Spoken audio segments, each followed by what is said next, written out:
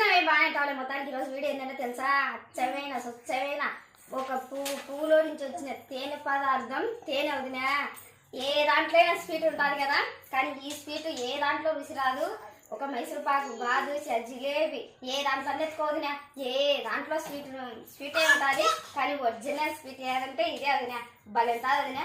రాదా ఒక మాట చెప్పాలంటే, మీ అన్న అయితే కదా నా కోసము పాలు మానుకో లావ్ అవుతున్నావు అని చెప్పి, అదే సన్నగా అవుతున్నానని చెప్పేసి డికాషన్ కాంచినాడు వదినా. దాంట్లోకి తేనె వేసి ఇంకేది ఒకటి లెమన్ నిమ్మకాయ వేసి చేర్చాలంటే వదినా నా కోసం. అయితే కన్నా మీ అన్న ఎంత మంచివాడు వదినా, నీ లెక్కనే చాలా మంచివాడు. ఇదే చంద్రక్క చూపించాం మీ అత్తకు. ఇద్దాం నిమ్మకాయ, తేనె, డికాషన్ ఎట్ట తాగాలో అర్థం కాదు వదినా. ఇది తాగితే చాలా ఆరోగ్యం అంట వదినా.